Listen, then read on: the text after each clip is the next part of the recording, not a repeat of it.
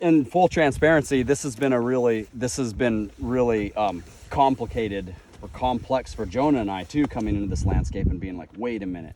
So what is like, oh yeah, like when we were setting up the tent, we came here in the nighttime and Jonah was like, check out this burrow.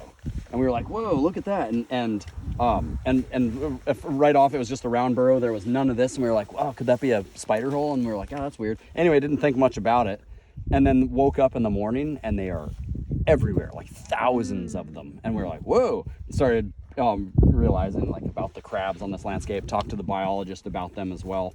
And so, but what's cool about this to think about is that these globulars are something that any critter that is actually excavating damp earth, and even when it's dry and crumbly, like, you know, when you see this in nice sand, those clots can get smaller because they can't hold together as well in larger clumps. But something to think about, that everybody's doing it, whether it's crayfish or spiders or crabs, are actually creating these little, you know, scrape, creating these little balls that they are excavating. And so the appearance of that can look really similar. And as those soils move towards more and more clay-based or mud-based things, you will get these globular, gooey things that just naturally stick together better and all of this. So some of this then becomes really tricky to sort out, like, is this a intentional chimney that's being built versus this is just the easier way to get rid of these clots? Who knows? But other things to layer into this are that and this is cool because it's now surpassed my knowledge of crayfish, because, you know, I don't know all the different species of crayfish and how far away and how prevalent they can be from water sources.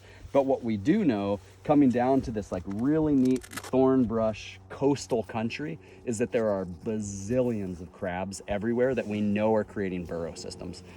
Every now and then, what's also cool to see as trackers, and even if we're wrong, this is these types of evidence that we're building, because as basically a species reading an ecological system, I can't tell you now at this point how many dead crabs we've found.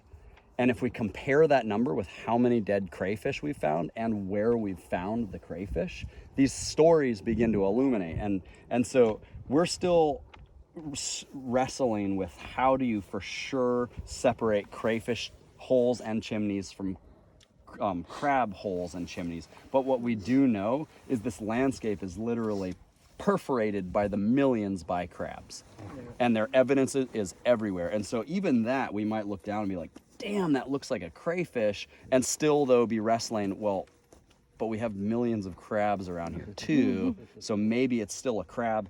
And so this is the kind of, when I see something like this, and this is why we chose this hole, as Jonah said, because it looks different in every way than the crayfish that I am experienced with. While we have been finding, like along the pond ends, classic chimneys that fit all the bills. And so it was like, okay, cool. Just things to... I have one comment and Sure, one question. please. The comment is that there appears to be a lower Rio Grande Valley crayfish project on INAT. Cool. Just, you might Cool. want to look into it. Yeah. And the question is, how would you differentiate something like this, right, from that feeding sign that crabs make? You know, those little pellets of sand and That they filter through. I mean, I can give it one way. You only see that feeding sign in places where they can easily collect those balls. And so you'll see that you wouldn't see it here because this isn't good ground, but you'll have a nice cleared area and tons of scrapes all around it, pulling those little balls into an area, versus here where it's excavating, right? It's pulling it out of a burrow. You do see that where they pulled all the little scrapes to kind of bring it to and the sometimes middle. they'll move them too, like away. Yeah, because on the beach I feel like it's a little clearer when it's like little feeding. Right. But All right, y'all, for the sake of time, let's move it and see what happens. Got it?